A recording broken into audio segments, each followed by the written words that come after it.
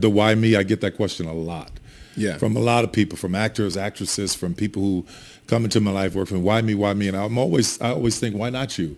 You know, why not you? Why not you having an opportunity to do something different? Why not you having tremendous success? Who's giving you some of the best advice? I still advice. You ain't even got to tell me.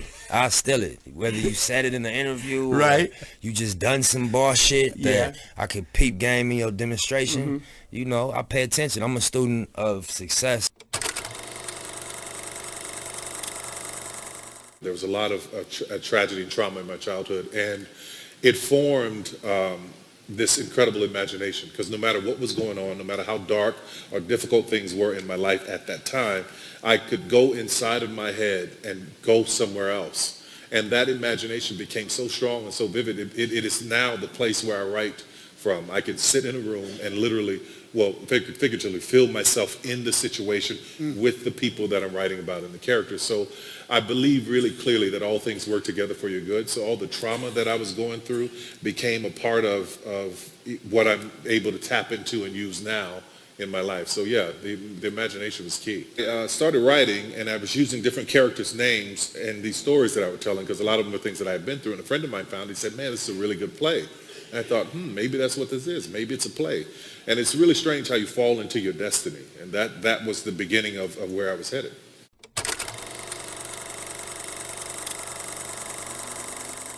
Yeah, focus, number one, complete and utter focus, and realize the purpose of what you're doing. If what you're doing is helping and uplifting and motivating, and you see the purpose and you're clear about it, then you have to drown out the noise. That's that emotional tolerance I was talking about. You've got to drown out the noise to be able to go for what you're doing, because if you start to get swayed by people's thoughts and opinions and what they think and what they say, then you're going to end up in another direction. It's like the wind. It's a boat without a rudder or a sail. If you're trying to get to a destination, you can't get there unless you have the right sail and the rudder. So when the wind blows, you can stay on course. Otherwise they're going to blow you every way that they want you to go. It's not even good as bad as much as it is just people that are there for a season. Some people come in your life, I say this in my book, some people come in your life for a season, and you have to understand that. I think we get in trouble when we try to take people to levels that they are not ready for. They were only supposed to be with you for a moment to help you at this level of your career, and now it's time to graduate to the next level. Preach, man. No, really. It's time to graduate to the next level, but we feel so much loyalty and so much of a sense to them because they came along with me. But if you drag them up to that altitude, I don't know if you know anything about altitude sickness, but people who can't breathe at certain air will die. So you can't pull people up to another level that they're not ready to go. And listen to me, I've had to make some really hard choices with some really good people that I cared a great deal about, but I knew that they couldn't take me where I needed to be. And some family members, you can't choose your family. You can love them, but you can love them from a distance too. And there are a lot of my family members that I've had to learn to love from a distance. They call me, I'm like, yeah, I'm here, you need something, let me know, but I can't have you in my life because you're toxic, you're poisonous. And there's nothing wrong with it. People's like, what's wrong with you? You're getting away from your family. The hell with you. I'm happy. I'm happy. I'm not going to do that. I'm not going to do that. 1993 until 1998, I would try to do this play once a year. And every time I would try to do it, I would have a job. I would go to my boss. I'd say, listen, I need to get 3 weeks off because I need to go do this play. I feel like this is going to be a big hit. My boss would be like, you just started working here 2 weeks ago. What do you mean you need 3 weeks off? But I knew that I had to do it. So I'd go back to my desk, I'd whisper a prayer, and I'd hear this voice say, quit. You're going to be okay, quit. And I would go tell now listen, I'm not telling anybody in this room to quit your job. I'm just saying that for me, I would quit the job and go out and do the show. And every time I went out to do the show failed. Or so I thought. So for 7 years. But in that time, I was learning. I was building a base. Slowly, the audience started to grow. They went from 30 to 300 to maybe 400. Never got more than 800, but they were growing slowly over that time. But I kept the faith in believing that this gift that I was trying to share with people, that this something that I had, this bit of special that I thought I had, that it would grow into something special, and I would not let it go. So in 1998, everything turned around. It was that one moment, that one spark, all of those years of pushing. One moment turned it around. I did the play in 1998 at the House of Blues, And by then I had given up. I was like, I'm not doing this anymore. I'm going to do like my mother said. I'm going to get me a job at the phone company, making about $300 a week, and some benefits. My mother just wanted me to have benefits. That's all she wanted, right? She's a good mom. She's a good mom. So, Yeah. so I do this show, that last show in 1998, and it sold out over and over and over and over again. And all of that was building up to that moment. So I would tell anybody in this room, if you got something that you believe very strongly in, hold to it. Sometimes it gets really dark, it gets really tight, but hold to it. Hyper focus on it. One thing, focus on it really, really strong. I know these people who jump from idea to idea to idea to idea to idea, and it's like having a bucket of water and you're trying to water a full garden. And you're just taking all the water and you're spreading it all over a full garden when you don't have enough water. Whether if you took the water and just focused on that one plant and allowed it to grow so that it could give you the resources that you need to grow all the other plants around it. So that's where I was with it for those years. Listen, don't give up.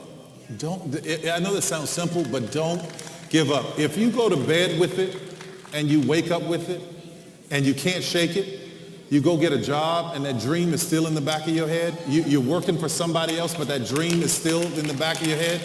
You're getting up every morning, 5 in the morning, going on somebody else's job. Let me tell you something. Honor that person that you're working for. Listen, because when you're faithful over someone else's, God will give you your own. So make sure you honor the person that you're working for.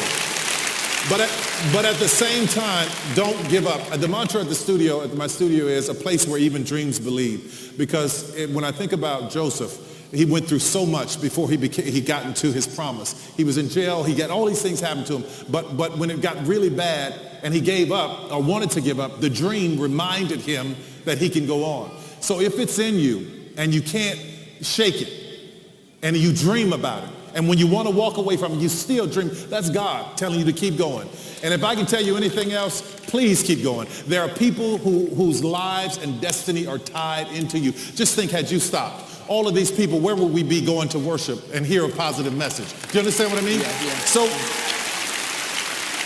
don't stop. Keep going. No matter what anybody says, you are worth it. And here's the thing about worthy. Get to worthy. Whatever you do, get to worthy. What does that mean? Understand that you are worth it. You deserve the good things. If God said it, you deserve it. And he did. His thoughts of you are pure, and he wants to give you a hope. You better grab me right now because I'm getting ready to go somewhere on this thing right here. Go ahead, it's yours. But just don't give up.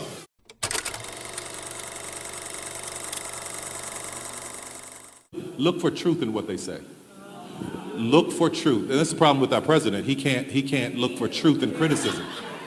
Look for truth in what they say. If somebody's criticizing you and you see it, and listen, don't be afraid to ask yourself, is that true? Like when people say about you, Tyler, your shows are simple. They're simple. These plots are simple. They're so I'm like, yes, I know they're simple. You know why they're simple? Because when I was on tour, I would ask, who's the oldest person in the audience? Somebody in the balcony would say, I'm here with my grandmother. She's 85 years old. I say, who's the youngest?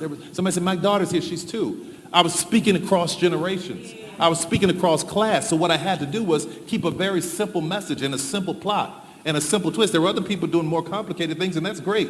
I was building a brand and focusing on my people, so I was writing in a way that they understood. So when they say it's simple, that's true, right?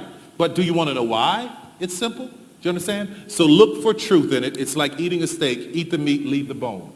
Whatever's vitriolic and negative and horrible, leave it. But if there's truth, take it in. Store it away. Next time you do something, think about it. Go back and look at it. Maybe I need to pay attention to that.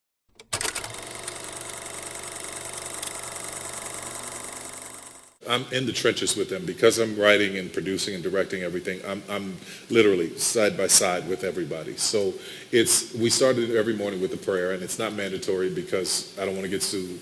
But I tell everybody it's not mandatory. But those of us who want to, we stand around and start with a prayer to set the tone and the intention for the day. And my style is treat everybody like you want to be treated. Period. No matter what job, no matter what position they're in, even though there are ranks in the company, everybody has to be respectful and kind to everyone. And I think that it resonates. It's when people come to work there who have worked in other studios or other situations, or they come to shoot movies there, they leave talking about how great the people are. And I think that comes from the top down. And if you have great people, people who are excited about it, you should see some of these kids coming in there, man. They're walking in there and their eyes are like this big going, wow, this is possible. And I think that kind of energy passes on to everybody that comes through the gates.